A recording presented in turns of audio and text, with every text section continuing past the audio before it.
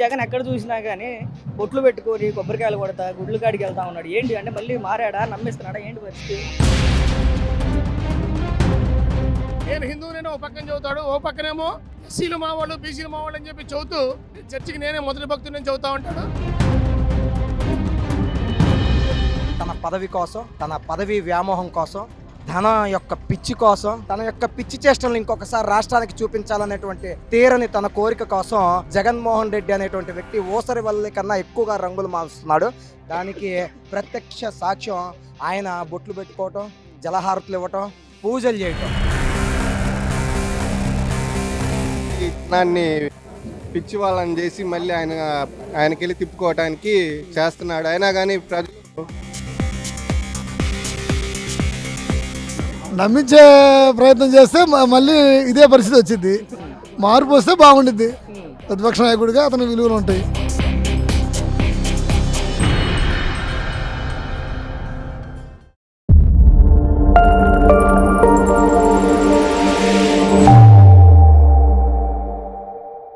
ఐదు సంవత్సరాలు ముఖ్యమంత్రిగా ఉన్న 5 సంవత్సరాలు కనీసం బొట్టు పెట్టుకునే వ్యక్తి, గుడికి వెళ్ళిన వ్యక్తి ఈరోజు బొట్లు పెట్టుకొని వస్తా ఉన్నాడు, హారతలు ఇస్తా ఉన్నాడు, కొబ్బరికాయలు కొడతా ఉన్నాడు. ఏంటి, ఎలా చూడొచ్చు మార్పుని? అయిందాక ఒకటి, అయిన తర్వాత మరొకటి అనేటట్టుగా ఒక్కసారి అని చెప్పేసి అందరికి సినిమా చూపించినటువంటి వచ్చినప్పుడు అందరూ వాడిని అన్నాడు, పేదవాడిని అన్నాడు.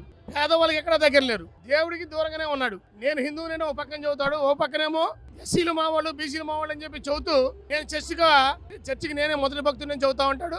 ఎస్సీని నమ్మేస్తున్నాడు. కానీ ఎస్సీలు చేసినటువంటి దాఖలాలు ఏమీ లేవు. ఎస్సీ కార్పొరేషన్ నిధులు లేకుండా చేశాడు. ఎస్సీలు నమ్మిస్తున్నాడా, హిందువులు నమ్మిస్తున్నాడా?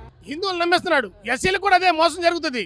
నమ్మించి మోసం చేయడం అంటే ఎస్సీ మనిషి నేనని చెప్పేసి అని బీసీలకి దూరంగా ఉన్నట్టుగా ముందు ప్రవర్తించి తర్వాత అధికారం వచ్చిన తర్వాత అందరూ నా వాళ్ళు అని చెప్పని ఎస్సీ బీసీ మైనార్టీ అందరూ నేనేటువంటి మాటలతో చెప్పినటువంటి వ్యక్తి పదవుల కాడికి, పందేరం కాడికి, అధికారం కాడికి వచ్చినప్పటికీ వాళ్ళందరూ దూరం చేసి కేవలం ఒక సామాజిక వర్గాన్ని దగ్గర చేసుకొని ఆ సామాజిక వర్గం ద్వారానే ఇలా చేసిన కుంభకోణాలు మొత్తం ఇరుకోవటం, అవన్నీ తీగలాగితే మొత్తం సామాజిక వర్గం బయటకు వస్తా ఉంది. పోయినసారి నేను శారదాపేటానికి వెళ్ళాను, స్వరూపానంద స్వామి దగ్గర నేను హిందూగా అయిపోయాను, నేను హిందూనే అని చెప్పి ఆయన దగ్గరికి వెళ్తానని చెప్పి వీడియోలో పెట్టారు కదా. స్వరూపానంద స్వామి దగ్గర లంచాలు ఏ విధంగా పొందాలా, డబ్బు ఏ విధంగా సంపాదించాలా, దోపిడీ ఏ విధంగా చేసుకోవాలనేది నేర్చుకున్న వ్యక్తిలాగా భావించాడు.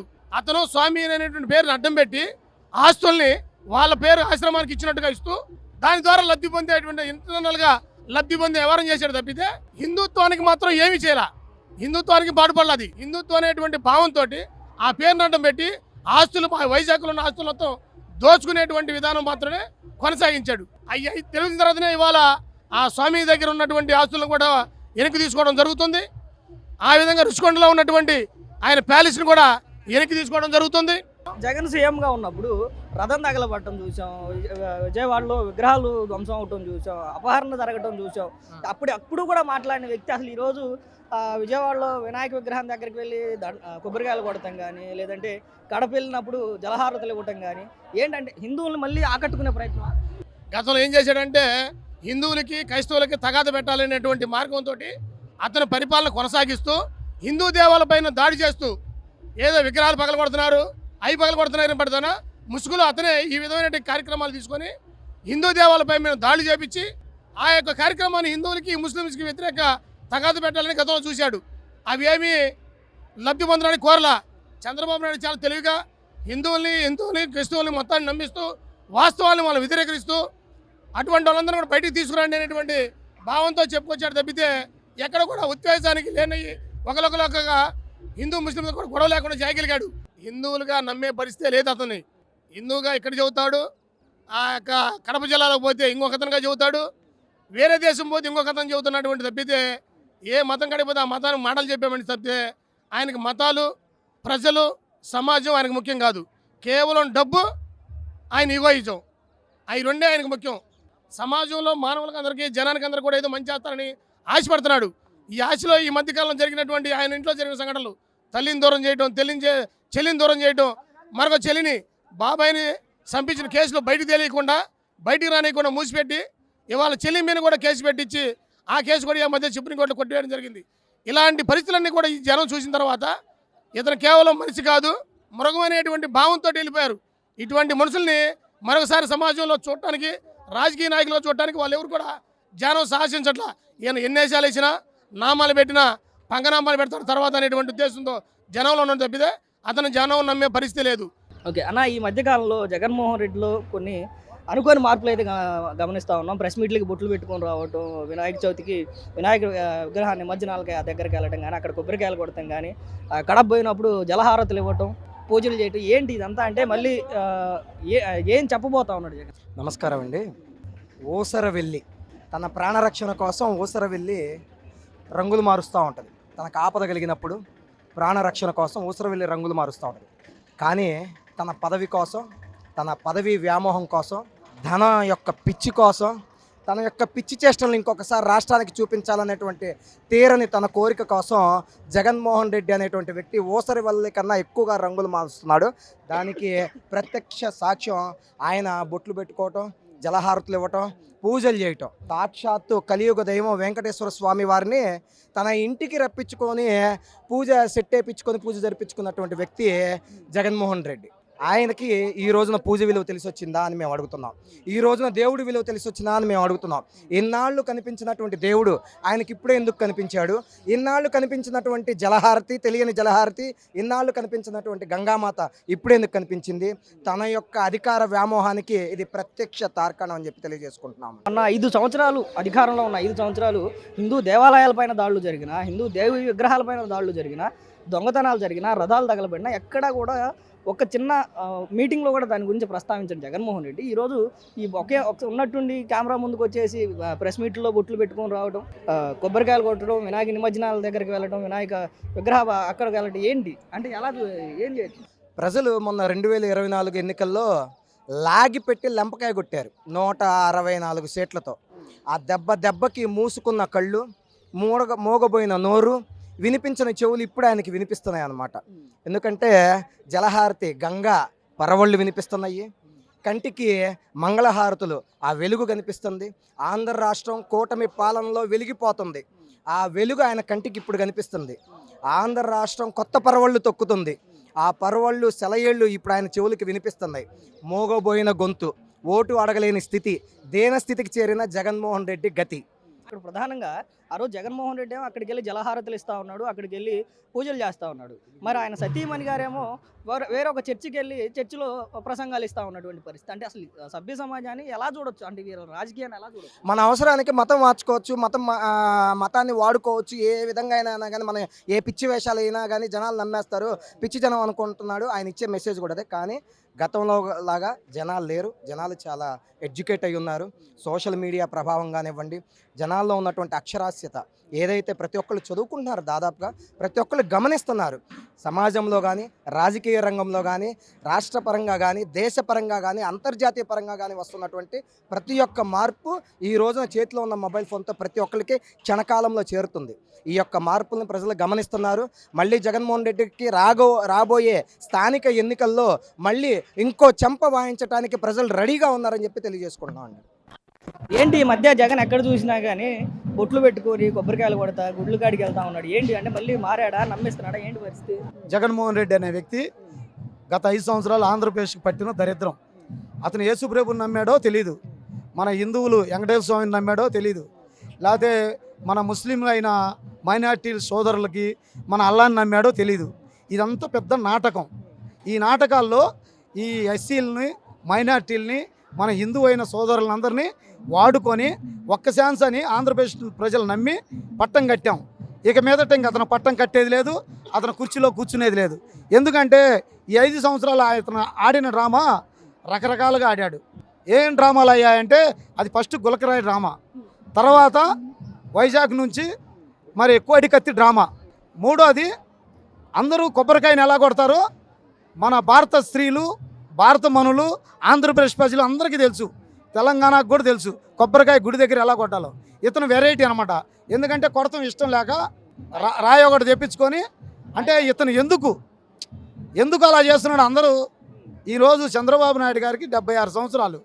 ఈరోజు కూడా మనస్ఫూర్తిగా నడుము ఉంచి దేవుడి దగ్గర చక్కగా భక్తిపరంగా కొబ్బరికాయ కొట్టగలుగుతాడు. మరి ముసిలోడు అని చంద్రబాబు నాయుడు గారిని అన్నారు. మరి కొబ్బరికాయ కొట్టలేని నువ్వు ముసిలోడివా? వంగి కొబ్బరికాయ కొట్టి సాష్టాంగా నమస్కారం పెట్టిన ఆ చంద్రబాబు నాయుడు ఒకసారి మీరు అర్థం చేసుకోవాలండి. 5 సంవత్సరాలు ముఖ్యమంత్రిగా ఉన్నప్పుడు రాష్ట్రంలో అనేక చోట్ల హిందూ విగ్రహాలపైన దాడులు జరిగినాయి, హిందూ దేవాలయాలపైన దాడులు జరిగినాయి. విజయవాడలో అవి విగ్రహాలు కూడా దొంగతనం జరిగినాయి. ఎన్ని జరిగితే ఎక్కడా కూడా ఒక్క ప్రస్తావన కూడా లేని జగన్ ఇవాళ ఎట్లా మళ్ళీ ఉన్నట్టుండి బొట్లు పెట్టుకోవడం కానీ, జలహారతులు ఇవ్వడం కానీ, పూజలు చేయడం కానీ ఏంటిది? అతను జలహారతులు చేసిన ఈ వినాయక చవితి ఇలాగా ఏ మండపాలకి వెళ్ళాలన్నా అతనికి ఇష్టం లేదండి. అతను అలా చేయడు. అతను వెళ్తాడు, ఎందుకంటే ఆంధ్రప్రదేశ్ ప్రజలు మళ్ళీ దగ్గరికి రావాలి, మళ్ళీ ఓట్లు వేయాలి, మళ్ళీ సీఎం అవ్వాలంటే ఏదో ఒక డ్రామా చేయాలి. అతను మనస్ఫూర్తిగా చేసే వ్యక్తి అయితే కాదు. నమ్మరు. ఎలా నమ్ముతారు? ఈరోజు ఆయన సీఎం ఉండగా మరి హిందువుల గుళ్ళ మీద ఎన్నో దాడులు చేసినాయి. ఒక్క గుడి మీద కూడా స్పందించలేకపోయాడు. ఎందుకని? తన వ్యక్తిగతంగా అవన్నీ జనరల్ అనుకున్నాడు. నేను సీఎం అయి ఉన్నాను కదా, వాటితో పనే ఉందిలే అనుకున్నాడు. అలాగా మరి హిందూ సోదరుల్ని ఇబ్బంది పెట్టే పరిస్థితి అతనిది. అన్న, ఈ మధ్యకాలంలో జగన్మోహన్ రెడ్డి ప్రవర్తిస్తున్నటువంటి విధానం, ఆయన కనిపిస్తున్నటువంటి తీరు అందరికి కూడా కొంత ఆశ్చర్యంగా కనిపిస్తూ ఉంది. జగన్మోహన్ రెడ్డి 5 సంవత్సరాలు కానీ అంత ముందు కానీ కనీసం బొట్టు కూడా పెట్టుకుని ఆయన ఈరోజు వినాయక మండపాల దగ్గరికి వెళ్తూ ఉన్నాడు, కొబ్బరికాయలు కొడుతూ ఉన్నాడు, జలహారతులు ఇస్తున్నాడు, జల పూజలు చేస్తూ ఉన్నాడు. ఏంటంటే ఈ మార్పు కారణం ఏంటి? ఇది మార్పా నటన? జగన్మోహన్ రెడ్డి గురించి మనం గతంలో కూడా ఒక మాట అనుకున్నాం. అదే ఇప్పుడు కూడా ఆయన అదే విధంగా ప్రవర్తిస్తున్నాడు. సైకో జగన్. ఆ సైకో జగన్ అనేది ఏంటంటే, నేను బొట్టు పెట్టుకుంటే నేను జగన్ అవుతాను, అట్లానే నేను గుడికి వెళ్తే నేను జగన్ అవుతాను, నేను దానికి వెళ్తే జగన్ అవుతాను నమ్మించే ప్రయత్నం చేస్తున్నాడు. కానీ జనాలను నమ్మే పరిస్థితి లేకనే వాళ్ళని 11 సీట్లకు పరిమితం చేశారు. అందుకని ఇప్పటికైనా ఆయన గ్రహించుకొని ప్రతి విషయాన్ని ముమ్మాటికి నెమరు వేసుకొని ప్రయత్నిస్తే బాగుంటుందని మా ఉద్దేశం. 5 సంవత్సరాలు ముఖ్యమంత్రిగా ఉన్న హయాంలో అనేక దేవాలయాలపైన దాడులు జరిగినాయి, అనేక హిందూ విగ్రహాలపైన దాడులు జరిగినాయి, హిందూ విగ్రహాల ధ్వంసం జరిగింది, అపహరణ జరిగింది, రథాలు తగలబడిపోయినా కానీ ఎక్కడా కూడా వాటి గురించి కనీస ప్రస్తావన కూడా చేయన మళ్ళీ ఈరోజు కొబ్బరికాయలు కొట్టడం ఏంటి, జలహారతులు ఇవ్వటం ఏంటి, పూజలు చేయటం ఏంటి, ఏంటి ఇదంతా? అదే మీకు ఇందాక కూడా చెప్తుంది ఏంటంటే, ఇప్పుడు ఒక వ్యక్తిని నమ్మే పరిస్థితి జనం లేరు కాబట్టి ఇకనైనా నేను నన్ను నమ్మండి, నేను చేస్తానంటే నిన్ను నమ్మకనే జనాల్ని నువ్వు మోసం చేసావు కాబట్టి నిన్ను 11 సీట్లు పరిమితి చేశారు కాబట్టి నువ్వు తెలుసుకొని జలహారతులు ఇవ్వడం ఆపుకుంటావో, లేదు గుళ్ళకి వెళ్దాం మానుకుంటావో, అదేవిధంగా ఏదైతే నువ్వు హిందువునని ప్రయత్నిస్తున్నావో దాన్ని ఆపుకుంటే నువ్వు 2 మెట్లు ఎక్కడానికైనా అవకాశం ఉంటుంది. కానీ ఎక్కే అవకాశం అయితే ప్రజలు ఎవరని నేను బాగా ఆగ్రహిస్తున్నాను. స్వరూపానంద గారి దగ్గరికి ఎందుకు వెళ్ళారంటే, ఆయనకున్న ఆస్తుల్ని ఆయన దగ్గర భద్రపరచుకోవడానికి వెళ్ళారని జనందరికీ తెలిసిన సత్యమే. 5 కోట్ల ఆంధ్రులకు మొత్తం తెలిసింది. అది దాన్ని ప్రత్యేకంగా చెప్పాల్సిన అవసరం లేదు. జోగి జోగి రాసుకుంటే బూడిద రాలిద్దని, అదేవిధంగా జగన్ నమ్మితే ప్రజలు కూడా బూడిద రాసుకునే పరిస్థితికి వచ్చింది కాబట్టి ఇవాళ ఆ విధానికి పరిమితం చేశారు ఆయన్ని. అన్న, ఈ మధ్యకాలంలో జగన్ కనిపిస్తున్న విధానం ఆంధ్ర రాష్ట్ర ప్రజలందరూ కూడా ఆశ్చర్యానికి గురి చేస్తూ ఉంది. ఇప్పుడు 5 సంవత్సరాలు ముఖ్యమంత్రిగా ఉన్నప్పుడు ఎక్కడా కూడా బొట్టు పెట్టుకొని గుడికి వెళ్ళాల్సి వచ్చేదాన్ని సెట్ వేసుకున్న జగన్మోహన్ రెడ్డి ఈరోజు గుళ్ళకి వెళ్తూ ఉన్నాడు, పూజలు చేస్తూ ఉన్నాడు, కొబ్బరికాయలు కొడుతూ ఉన్నాడు, ప్రసాదాలు తింటూ ఉన్నాడు. ఏంటి ఇది? ఏం జరుగుతుంది?